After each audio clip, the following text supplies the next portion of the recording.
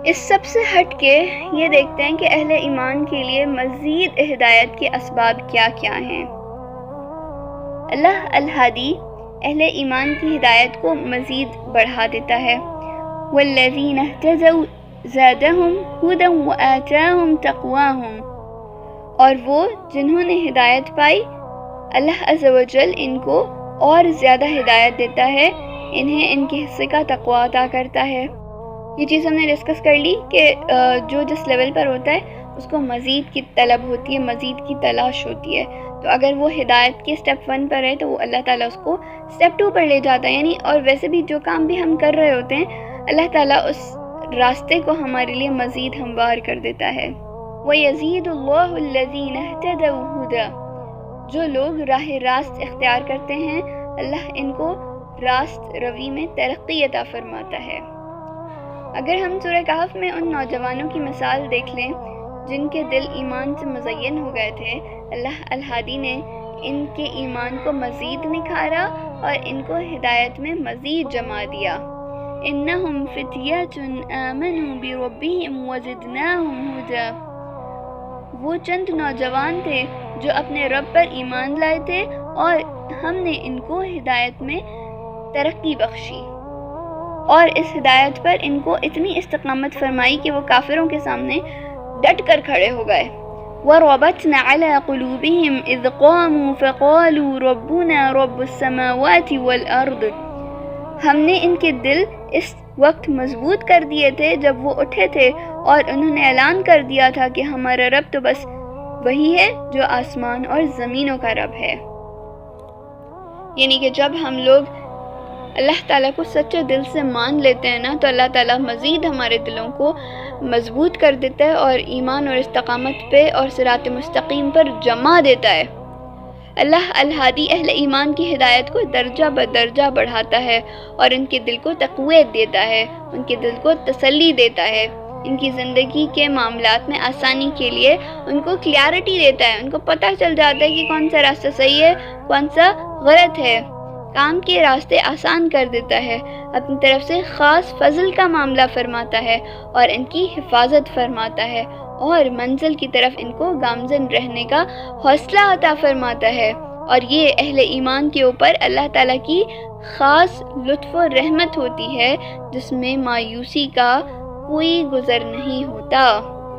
ان الذین آمنوا وعملوا الصالحات یہدیہم ربہم بالایمان، بے شک وہ لوگ جو ایمان لائے اور عمل صالح کرتے رہے ان کا رب ان کے ایمان کی وجہ سے ان کو سیدھی راہ چلائے گا۔ تو یہاں پر یہ نا بڑے مزے کی آیت ہے، تھوڑی سی اس کو پھر سے دیکھ لیتے ہیں۔ بے شک جو لوگ ایمان لائے اور عمل صالح کرتے رہے ان کا رب ان کے ایمان کی وجہ سے ان کو سیدھی راہ دکھائے گا۔ تو یعنی سب سے پہلے آپ کو سیدھی راہ کے لیے کیا کرنا ہے؟ ایمان لے کر آنا ہے۔ آپ نے اس بات کو ماننا ہے کہ کوئی تو ہے جو نظام ہستی چلا رہا ہے۔ تو جب ہم نے اس بات کو مان لیا اور ہم نیک کام کرتے رہے، صحیح کام کرتے رہے، تو ان کاموں کی وجہ سے اور اس ایمان کی وجہ سے اللہ تعالیٰ ہمیں سیدھی راہ دکھا دے گا۔ بہت سارے ایسے کنورٹس ہوتے ہیں یا ریورٹس ہوتے ہیں جو کافر سے پہلے اور اسلام کی طرف آتے ہیں، وہ جب اپنی زندگیوں کو بتاتے ہیں تو ان کی زندگیاں جو ہیں نا وہ اس آیت کے مطابق ہی لگتی ہیں۔ ایمان دو طرح کے ہوتے ہیں، ایک تو وہ ہوتا ہے کہ آپ نے سچے دل سے کلمہ پڑھ کے مسلمان ہو گئے اور آپ نے پریکٹیکلی اسلام کو فالو کرنا شروع کر دیا، یہ تو ایمان ہے ہی ہے۔ دوسرا وہ بھی ایمان کا ایک لیول ہی ہوتا ہے، ایک چھوٹا سا درجہ ہوتا ہے جس میں ایک انسان مسلمان تو نہیں ہے لیکن وہ اپنے مذہب کے اندر رہتے ہوئے وہ اس بات کو سمجھتا ہے کہ کیا غلط ہے اور کیا صحیح ہے۔ ایک ہندو ہے وہ اس بات کو سمجھ جائے کہ بت کی پوجا کرنا غلط ہے، ایک کرسچن ہے وہ اس بات کو سمجھ جائے کہ حضرت عیسیٰ کو خدا ماننا غلط ہے، ایک آگ کا پجاری ہے وہ یہ سمجھ جائے کہ آگ کو پوجنا غلط ہے، کیونکہ کوئی اور ہے جو اس نظام کو چلا رہا ہے، اس کائنات کو چلا رہا ہے۔ تو ان کے دل میں یہ جو ایمان کی ایک چھوٹی سی رمق ہوتی ہے اس کی وجہ سے وہ لوگ نیک کام بھی کرتے ہیں۔ ٹھیک، ان کی زندگیوں کو اگر آپ پڑھیں تو اس میں یہی چیز ہے کہ ہم اس چیز کو بچپن سے ہی پسند نہیں کرتے تھے کہ ہمارے باپ دادا مثال کے طور پہ بت کی پوجا کر رہے ہیں یا ہمارے باپ دادا حضرت عیسیٰ کو خدا مان رہے ہیں، یا ہمارے باپ دادا آگ کی پوجا کر رہے ہیں، یہ چیز ہمیں بچپن سے پسند نہیں تھی اور بچپن سے اچھے کام کیے، نیک کام کیے، اس چیز سے دل کو خوشی ہوتی تھی۔ تو یہی چھوٹی چھوٹی چیزیں ہوتی ہیں جن کی وجہ سے اللہ تعالیٰ ان کو سیدھی راہ پہ چلا دیتا ہے، اور فائنلی وہ جو سیدھی راہ ہوتی ہے وہ ان کے لیے کیا ہوتا ہے؟ ان کے لیے ایمان ہوتا ہے جو ان کو عطا کر دیتا ہے، یعنی ایمانی کامل ہوتا ہے، وہ مسلمان ہو جاتے ہیں۔ جیسے جیسے ایمانی کیفیت بڑھتی جاتی ہے، اللہ الہادی کی طرف سے رہنمائی عطا ہوتی جاتی ہے۔ وَمَن يُؤْمِن بِاللَّهِ يَهْدِ قَلْبَهُ وَاللَّهُ بِكُلِّ شَيْءٍ عَلِيمٌ، اور جو اللہ پر ایمان لائے اللہ اس کے دل کو ہدایت دیتا ہے، اور اللہ تعالیٰ ہر چیز کا علم رکھنے والا ہے۔ وَالَّذِينَ جَاهَدُوا فِينَا لَنَهْدِيَنَّهُمْ سُبُلَنَا إِنَّ اللَّهَ لَمَعَ الْمُحْسِنِينَ، اور جو لوگ ہماری راہ میں مشقتیں برداشت کرتے ہیں ہم انہیں اپنی راہیں ضرور دکھائیں گے، بے شک اللہ تعالیٰ لازماً احسان کرنے والوں کے ساتھ ہے۔ مجھے کچھ دن پہلے کسی نے ایک پوسٹ سینڈ کی تھی، اور اس میں یہی لکھا ہوا تھا کہ ایمان کا مزہ آپ اس وقت تک نہیں چکھ سکتے جب تک کوئی مشکلات آپ برداشت نہ کر لیں، اسی طرح کی کوئی بات لکھی ہوئی تھی۔ تو وہی چیز اس آیت میں بھی ہمارے سامنے ہے کہ جو لوگ ہماری راہ میں مشقتیں برداشت کرتے ہیں ہم انہیں اپنی راہیں ضرور دکھائیں گے، بے شک اللہ تعالیٰ لازماً احسان کرنے والوں کے ساتھ ہے۔ یعنی کہ جب تک آپ کسی رستے میں تکلیفیں اور دکھ نہیں دیکھتے آپ کو اصل مزہ نہیں آتا اس چیز کا۔ یعنی آپ نے یہ تو کہہ دیا کہ میں اللہ تعالیٰ کے اوپر ایمان لے کر آتا ہوں، میں مسلمان ہو جاتا ہوں، لیکن آپ کو کوئی ٹیسٹ اینڈ ٹرائل سے نہیں گزارا گیا تو کیسے پتہ چلے گا کہ آپ کا اللہ پہ ایمان کتنا ہے؟ پرکھا کیسے جائے گا آپ کو؟ اور دوسری بات ہے کہ کندن کیسے بنتی ہے کوئی چیز؟ جب اس کو ٹیسٹ اینڈ ٹرائلز کے پروسیس سے گزارا جاتا ہے، تو جتنے زیادہ ہم مشقتوں سے گزریں گے اتنا زیادہ اللہ تعالیٰ پر ہمارا ایمان بھی مضبوط ہوتا ہے۔ تو جتنی زیادہ مشقتیں اٹھاتے ہیں اتنا ہی زیادہ اللہ تعالیٰ ہمارے لیے راہیں کھولتا چلا جاتا ہے، اور آپ اتنی زیادہ ایمان میں بھی اوپر سے اوپر جاتے ہیں۔ اگر میں اپنی بھی مثال دوں کبھی اس طرح کے حالات ہو جائیں کہ جب ہر چیز میرے موافق ہے، ہر چیز میرے اکارڈنگلی چل رہی ہے، تو اس وقت ایمان کا وہ والا مزہ نہیں آ رہا ہوتا۔ اور آن دی ادر ہینڈ جب اس قسم کے حالات پیدا ہو جائیں کہ چیزیں میرے اپوزٹ چل رہی ہیں، جیسے میں چاہتی ہوں ویسے نہیں چل رہی ہیں، یا میں ایک ایسے انوائرمنٹ کے اندر گھر چکی ہوں جہاں پر اللہ تعالیٰ کی نافرمانی ہو رہی ہے، تو وہاں پر ایمان ایک الگ سے جوش مارتا ہے، اور آپ کو فیل ہوتا ہے کہ یار آپ کا ایمان ابھی سلامت ہے، محفوظ ہے۔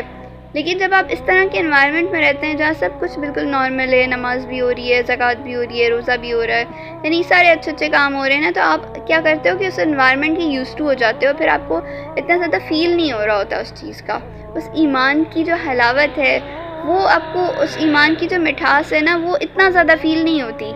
لیکن جب آپ کو ایسے ماحول میں ڈال دیا جائے جہاں پر چیزیں آپ کے اپوزٹ چل رہی ہیں، آپ چاہتے ہو کہ آپ نماز پڑھو لیکن کہیں میوزک لگا ہوا ہے، کہیں فلمیں ڈرامے چل رہے ہیں، تو وہاں پر آپ کو اصل ایمان کی مٹھاس اور حلاوت محسوس ہوتی ہے، آپ کا جوش ایمانی اندر سے جوش مارتا ہے۔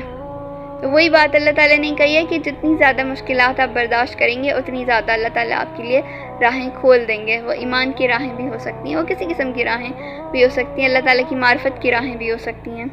گویا کہ ہدایت کے بھی درجے ہیں جو کلمہ شہادت سے شروع ہوتے ہیں اور دنیا و آخرت کے تمام مراحل سے گزرنے کے بعد جنت کے دروازے تک رہنمائی کرتے ہیں۔ اچھا جی، اللہ الہادی کی جو ہدایت ہے وہ دنیا سے لے کر آخرت تک ہمارے ساتھ ہی ہے۔ دنیا وہ سفر ہے جس پر چلے بغیر تو ہم اپنی منزل یعنی جنت تک پہنچ ہی نہیں سکتے۔ اللہ الہادی نے دنیا میں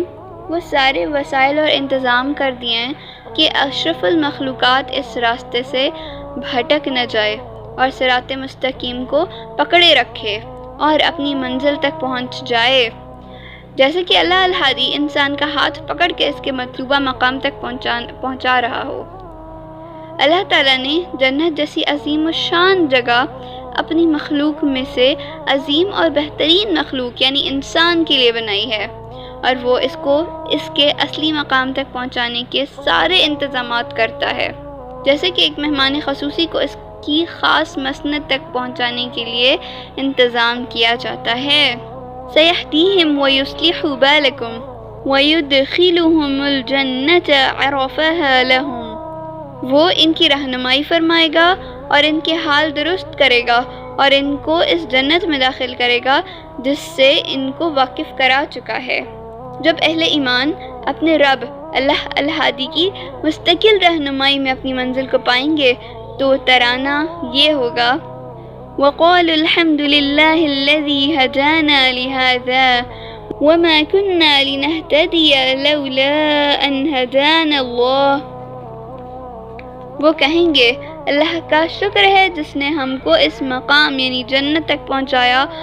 اور ہماری اپنی کبھی رسائی نہ ہوتی اگر اللہ عز و جل ہم کو نہ پہنچاتا۔ وہ اللہ الہادی اپنے بندے کی ہر لمحہ رہنمائی کرتا ہے، اس کو شیطان کے حوالے کبھی نہیں کرتا اور اس کو بیار و مددگار نہیں چھوڑتا، ہدایت کا راستہ گم نہیں کرتا۔ اللہ تعالیٰ اپنے کسی بندے کو گمراہ نہیں کرتا اور گمراہ ہونے والوں کے پلٹ آنے کا ہمیشہ منتظر رہتا ہے، ان کو اپنی رحمت سے مایوس نہیں کرتا اور مرنے سے پہلے جو بھی پلٹ آئے اس کا دامن رحمت ہمیشہ کشادہ ہے۔ البتہ نزع کا وقت طاری ہو جائے تو توبہ کا دروازہ بند ہو جاتا ہے۔ اس کی ریزن کیا ہے کہ ایمان جو ہے نا، بیسیکلی ہمارا ایمان بالغیب ہے، یعنی ہم جس بھی چیز کے اوپر ایمان لے کر آتے ہیں وہ غیب کی تمام چیزیں اللہ تعالیٰ ہے، غیب میں ہے، ہمیں نظر نہیں آتا، بس ہم نے قرآن کے اوپر عمل کرتے ہوئے اللہ کو مان لیا ہے۔ فرشتے ہمارے لیے غیب ہیں، غائب ہیں نا فرشتے۔ اسی طریقے سے کتابیں جو ہیں، جتنی بھی پرانی کتابیں ہیں اللہ تعالیٰ نے جو نازل کی ہیں وہ ہمارے لیے غیب کا علم ہے۔ اسی طریقے سے رسول جتنے بھی ہیں آج تو ہمارے لیے وہ سب غیب کا ہی علم ہے نا، کیونکہ ہمارے سامنے کوئی بھی رسول نہیں ہے۔ تو ایمان جو ہے وہ ایمان بالغیب ہے، یعنی جو چیز بھی غائب ہے وہ ہمارا ایمان ہے، وہی ہمارا ٹیسٹ ہے۔ جب آپ کو سامنے چیزیں آ گئیں تو پھر ایمان کیسا، پھر ٹیسٹ کیسا، ہے نا۔ تو جب انسان وقت نزع میں ہوتا ہے نا تو اس کو بہت ساری چیزیں دکھائی دے جاتی ہیں اس وقت، اس لیے پھر توبہ کا دروازہ نہیں ہے۔ جب دیکھ لیا تو پھر ماننے کی جواز نہیں ہے، دیکھے بغیر مانو اور عمل کرو، پھر تمہیں وہ ملے گا جس کے تم طلبگار ہو اور جس کے تم حقدار ہو انشاءاللہ۔